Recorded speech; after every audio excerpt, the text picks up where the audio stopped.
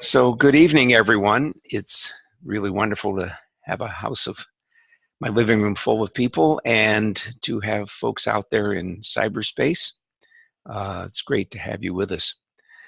The topic tonight I came up with when I saw someone writing about The Secret and was pondering what they were saying.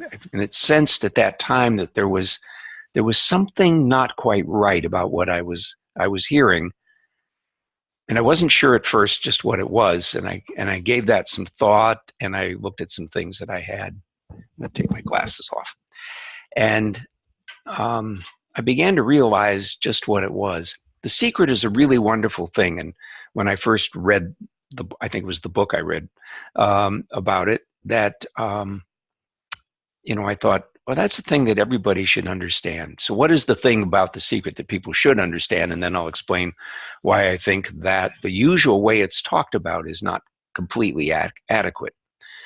So the thing about The Secret is that it instructs us when we want something to really want it, to really put our attention on fulfilling that desire. And the reason it says that is that too often we have a notion, I'd like to have something, but I'm not really willing to work to get it. And so the first thing The Secret teaches is to really go for what we want and to keep our attention on it, not to let our attention be diverted into other things that would keep us from fulfilling our objective, our goal. The second thing that The Secret teaches, and it's probably equally important, is to look very carefully at what may be inside you that blocks you from achieving that desire. Now, most people in their desires, they want something material. That is, they want stuff. They may just want money, and that's okay. But if you're wanting money, then you have to be clear about actually having money. And in a lot of people, there are memes, which means little rules that they have in their head, where they think, for instance, money is the root of all evil. Well, you can't really be desiring money if inside of you is a little program that's running that says money is the root of all evil, and you don't really want to be evil, so you don't really want money. That will get in your way. And that's one of the most common examples used to describe how when we desire things, we don't really commit to getting them because we actually believe if we got them, it would not be a good thing in some way. There are other kinds of memes, little programs that run in our heads, such as, I don't deserve it. That's a big one. That's a very common one, and definitely something that interferes with people striving to achieve their desires, doing the things that they feel are necessary to actually get the things that they desire. So feeling that if you had it, it was a bad thing, or if you got it, it was a bad thing, or that you don't deserve to have it, or that you're not good enough to get it. That's another one, which is similar but slightly different. Not being good enough to get that. In other words, I'd love to have $1 million, but I don't really know how to earn $1 million, and I don't know how to get $1 million. And robbing a bank is out. So I'm not going to be able to get it. So that's another one of the memes that runs in people's heads. So the second thing that The Secret teaches is to examine ourselves and see, is there anything inside us, any belief that we are holding, any rule that we are holding to, that is actually going to block us and keep us from achieving what we want? So those are the two main things about The Secret. One is keeping your attention on what you want and actually working for it. And the other is clearing out any of the memes, any of the rules and beliefs that you're holding that would interfere with your getting or achieving what you desire. Now, in teaching about the Secret, a lot of people help people to ferret out their understanding of what rules or memes they're holding, what beliefs they're holding, and to transform them. But the secret itself is fundamentally that you need to keep your attention on what you want if you're going to get it. So I was thinking about The Secret, thinking about what I was reading, and I thought, well, it's really very inspiring, and many people were benefiting enormously from it because so many people have an idea that they want something. They may not even have a very clear idea about wanting, or if they do, they don't stay with it. That is, their lives are perhaps very busy. They're easily distracted by other responsibilities and other things happening in their lives. And so they can't really achieve their goals. People will talk, for instance, about remodeling a room in their house or maybe even the whole house. And they won't get around to actually getting that done because there's just too many other things going on. It's not just that they don't have the money. They've got the kids to take care of and the animals, and then there's things going on in the community and family things that perhaps are happening either in the same city or even at a remote distance, and they have to go attend to those things. And so they just don't get around to doing what they want to do. So the first instruction of The Secret is keep your attention on your goals. And that's a very worthy thing to do. That's not a bad idea at all. The Secret doesn't really describe very much about the mechanics of desiring. And one of the things that it doesn't really teach us is to have a desire and to let that desire settle into our pure consciousness, just our settled state of awareness, and to just let it set in there. In other words, when you have a desire, it's not necessary to keep repeating the desire to yourself on a conscious level where you can hear the words or envision what it is you're desiring and hold it there in your mind during every waking moment or as many waking moments as you can. That's not really necessary. The idea really is just to have that desire and then just go about your day with the sense of the desire within you. And in that way, it's a little bit like meditation, transcendental meditation. But in transcendental meditation, we start with a mantra, a sound, and then we basically let it go. We don't try to hold it on the conscious thinking level. We experience it at subtler and subtler levels until finally we transcend all of the thinking process. In this process of desiring, according to The Secret, it's not necessary to totally transcend with it. It's just, the idea is just to have a desire and just be with it, have it be part of you so that you keep working towards your goal. Well, that sounds all very well and good, but it misses something that is really crucial in the desiring process. So in order to understand this next point, you have to understand that usually when we're desiring, those desires are on the very superficial level of life. And typically we desire stuff. And so, we think, oh, it would be nice if I had this, it would make my life easier, or it would give me more pleasure, or I would be a lot happier if I could do that, and that kind of thing. If I had a vacation, for instance, if I could go to a foreign country and have a really good time. And, those things are all wonderful. But they're on the surface level of life. They're not something that necessarily touches us in a very deep and profound way. And so that kind of desiring is coming really from the level of what we call ego, the attachment to particular things in life. So I desire to have new furniture. It's a perfectly reasonable thing to do, but it's on the material level of life. It's on that superficial level of life. And it isn't in terms of the whole picture of our life and where our life is going and what our life is all about and who we really are in this world and what we're trying to accomplish, what we've been, you might say, sent here to achieve in this lifetime. So one of the things that came to my awareness was that that's a very limited point of view. Functioning on the level of the ego that way, that very superficial level, does not allow nature to guide us. Because typically when we're thinking like that, we're thinking of very specific things. I want this. And in fact, the secret, the way it's usually expressed, kind of suggests to people that you should want very specific things as opposed to a better state in your life or an opportunity for a vacation. It's like, well, I have to have a vacation, in, say, France. I want to go to France, and that's what I want. And that's what I'm going to work for. We're going to find cheap tickets, and we're going to, whatever it takes, to get to France and do the things that we want to do there, go to museums and, eat the food and see the wonderful sights of old Europe. So, and those are all fine things, but we want very specific things.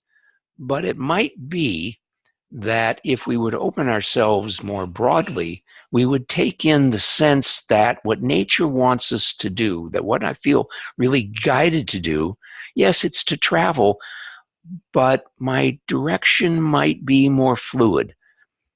It could be more open. I could perhaps go to France, but then I might go to other places too, maybe Spain and Italy. I'm just making this up, of course. It could be anywhere. But the point is that if we want something really specific, we may not catch that nature is trying to provide us with an opportunity for a much bigger experience, that it's going to bring much more fulfillment and evolution to our being, to our life, to our being here on Earth. So constraining the flow of nature's intelligence into very small places is often not a very good thing to do. And so one of the things that it struck me about considering The Secret was to learn how to tune in to what nature was trying to tell us we should be doing. And there's a mechanics to that, which people who practice transcendental meditation are very familiar with. And it is a very innocent process. It's not something we actually make happen, but it's opening ourselves to that, what is sometimes called the quiet voice or the quiet message that nature is providing us, and following the impulses of nature to see where they're going to take us and what they're going to provide us. And so, for instance, we might be thinking of traveling somewhere and say, oh, I want to go to New England, and I really want to see New England, and it's fall is coming, and the leaves are going to be spectacular, and I'm going to go to New England. And then a friend comes along and says, I'm going out to the Southwest, and I really want you to come with me. Well, if you hold to the desire that I have to go to New England, you might say no to your friend. You might not make that trip. But if you were to tune into what nature wanted, you might see, oh, here's this opportunity unfolding to do something I'd never anticipated. I knew I wanted to travel, and I wanted to see a different environment and what it was like in the fall. And then, oh, here's this other opportunity, and it's a really good opportunity. It feels really nice and comfortable. And that really is one of the ways that we assess the direction of nature's impulses, is that some things come to us and they feel very comfortable. They may not be what we were thinking of, and this is what you have to learn to do, is to trust that your thought process may be on the level of what your ego wants, but nature may be telling you something else, and it's on the level more of, we say, the heart, more on that feeling level, and that it's very comfortable. It just feels natural. It just feels right. It just feels, this is what I should be doing. And I'm sure that if you think back on decision points in your life, you probably had very rational reasons for making the decisions that you did. And I'm talking about real forks in the road where we could go this way, or we could go this way, or even another way, a third way, or a fourth way. But one of those ways felt better, felt more comfortable inside. And it was a sense that, oh yeah, this is where I should go, because it feels right. So that's one of the ways that we tune into nature's impulses. And of course, the more familiar we are with the subtle levels of nature's functioning, the easier it is to recognize the quiet, comfortable feeling that comes when nature is guiding us in a certain direction, and we go with that we don't resist it, we just go with that. Now, of course, the question always comes, like, well, I know people who just make up their mind to do something, they go do it. Are they following the subtle level, or are they just impulsive? And sometimes when we look at it from the outside, it looks rather impulsive and maybe not so profoundly directed as, from nature. It's just a matter of their impulse. And usually the way we understand that is that we have some thought comes in the mind, and we just act on it. We have no filter, as the people say. We have no filter, so we just do whatever comes into our mind, and we're off and running. And then if it doesn't work out, it just doesn't work out. Then we move on to something else. And that is not entirely unevolutionary to be able to do that, because the opposite of that is having a thought come in the mind and then going like, no, I can't do that. I don't want to do that. That's not right. And you're just so rigid in your thinking that you're not going to be receptive. So somewhere between those two extremes is the flow of nature's intelligence that moves us in one direction and another direction. And typically what we'll find is that there is growth in following those impulses.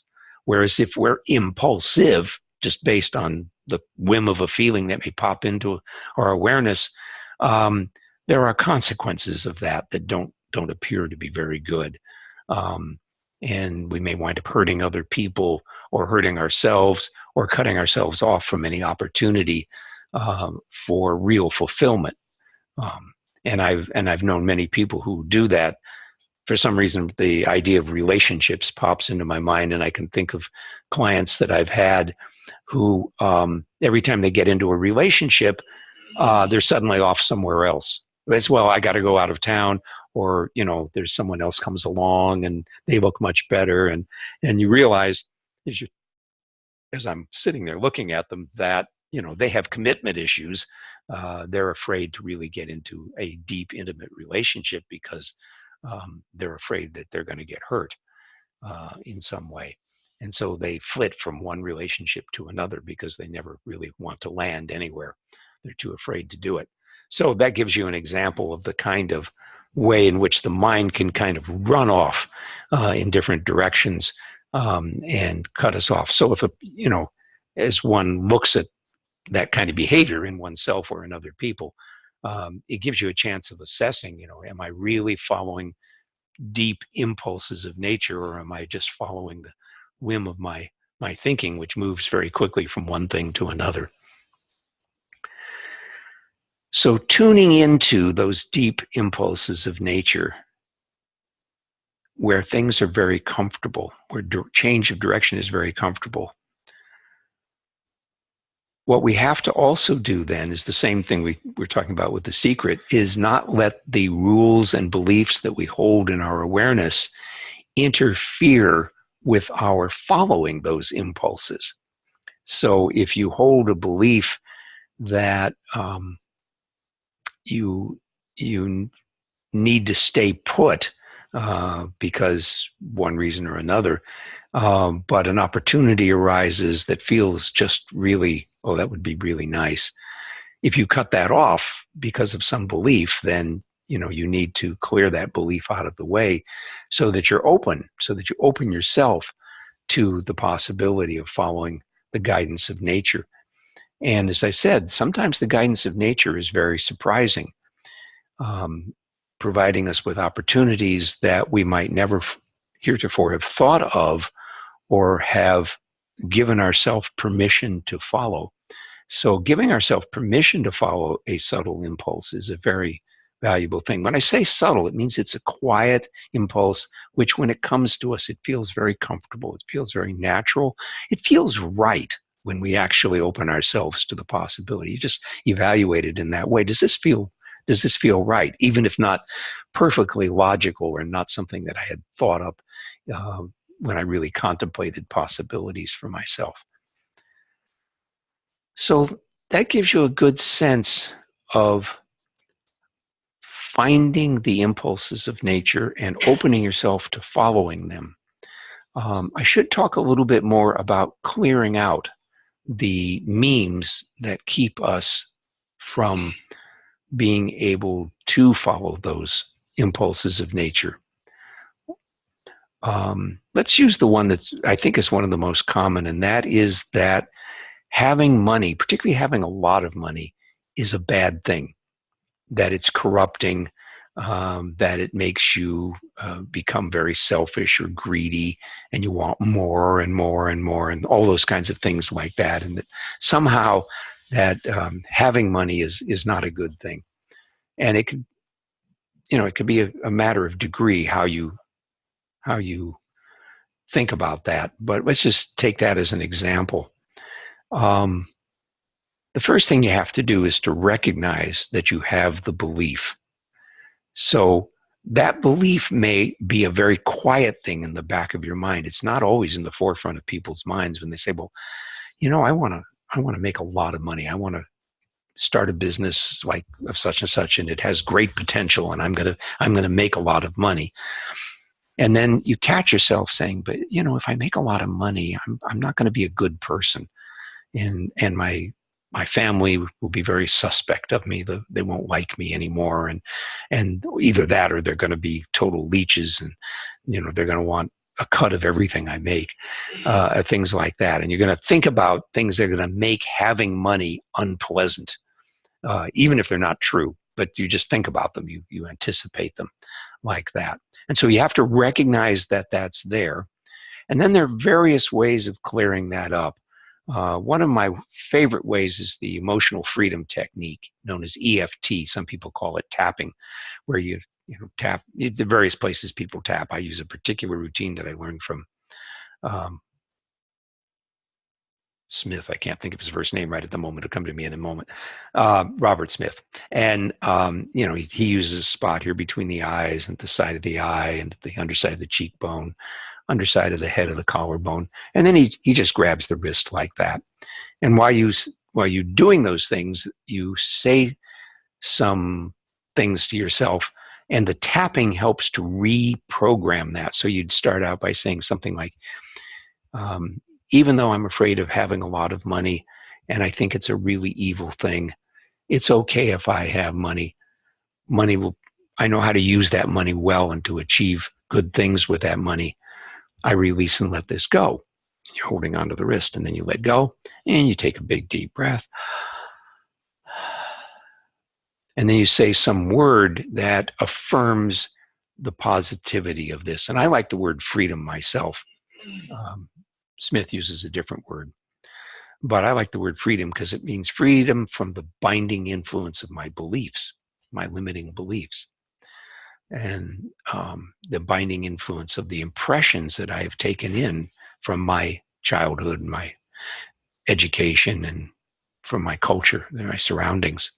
So freedom is a nice word. You can use any word you like that conveys the sense that you're letting go of what's been holding you back.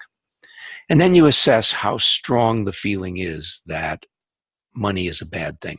I shouldn't have money. And you can use a scale. 0 to 10 works fine. 0 is, I don't have that feeling anymore. And 10 is, oh, boy, that's absolutely true. Money is the worst thing I could possibly have. And then you tap again. And as you go around and around, as you tap again and again like that and do the assessment of how strong the feeling is, what you'll find is you get deeper and deeper into what it is about money that is such a bad thing. And ultimately you get down to realizing that the beliefs simply aren't true, that they're just rules that you've made up.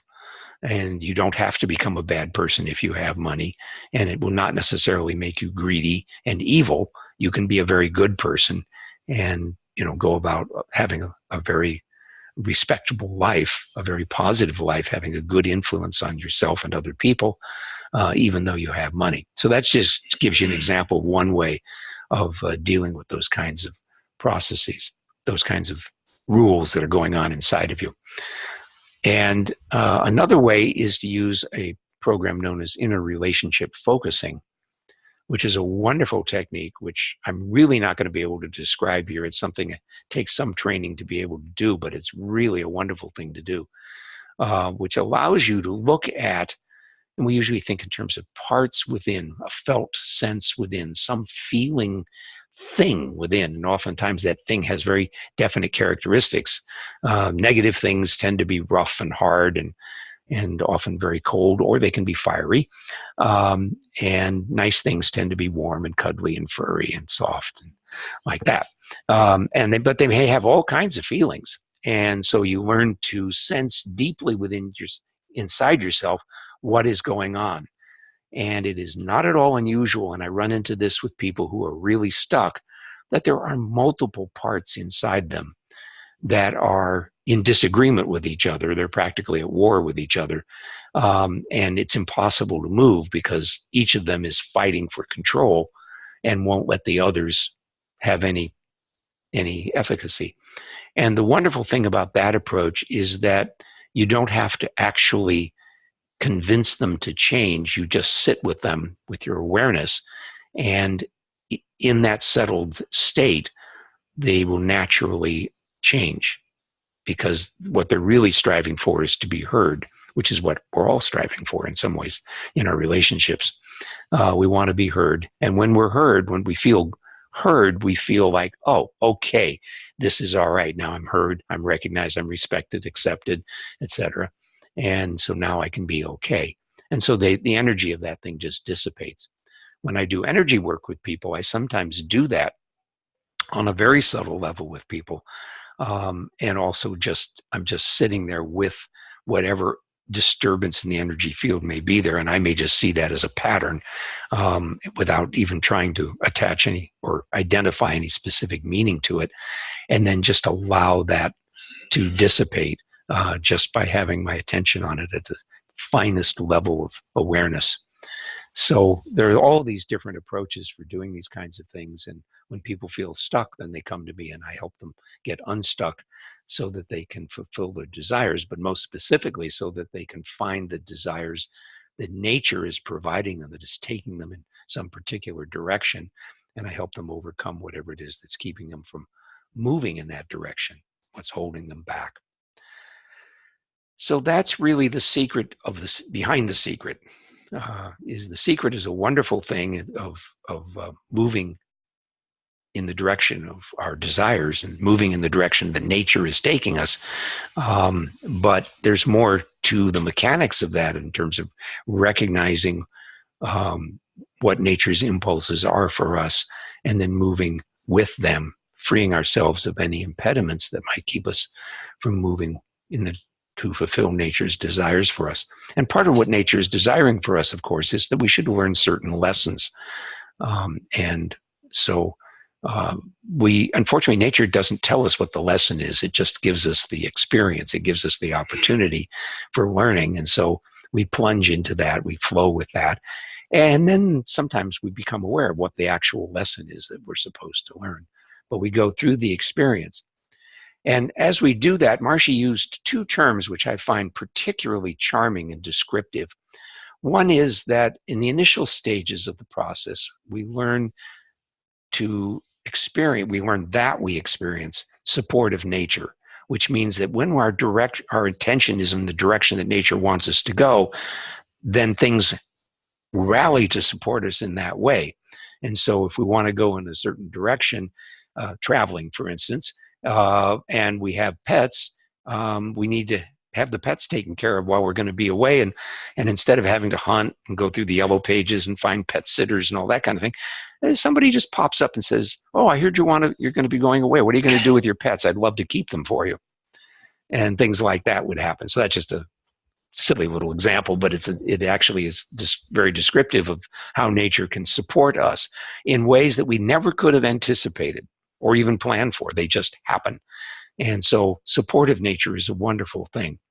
The other term that Maharishi used a lot was that when we really get established in pure consciousness, our awareness is established in pure consciousness, and we're able to follow the impulses of nature and just move with the impulses of nature, is that there's an automation in administration. That's how Maharishi described it. Automation in administration of natural law. And that just means we don't have to try at all. Everything just happens. So from our point of view, it's like riding in a car. We move, but we hardly do anything at all. We just barely touch the gas pedal and the car moves. And so it's that kind of an experience that we find that it becomes effortless. We just really don't do any work. It doesn't feel like work to accomplish things. Obviously, if we're doing something very physical, we'll have the physical sensation of work. But inside, the feeling is it's just going on completely automatically, and I don't have to do anything. I don't have to do any work. It just happens. I just know what to do. It's a sense of knowingness. Marcia used that word a lot, knowingness. I know what to do. It just comes to me. And then the support of nature comes. Everything organizes. Nature organizes for us to do what we need to do. And then everything just unfolds. Now, I don't know if you ever noticed that when I do these presentations, I never use a script. Occasionally, I'll use notes just so I'll remember a phrase or not forget to mention some point. But like tonight, I've done some preparation, but I'm doing this completely spontaneously, and nature just moves me and tells me, so to speak, what to say. It's not like I'm hearing a voice saying, now say this, now say this. No, it's just that I say it because it just comes to me, and it just flows out like that. So that's an example that I find in my own life is pretty consistent, that I just know I need to do a webinar, and all I have to do is sit down in front of the computer and I do the webinar. So that's an example of how that may work. So with all of that introduction, it's time now for us to move into our group clearing session.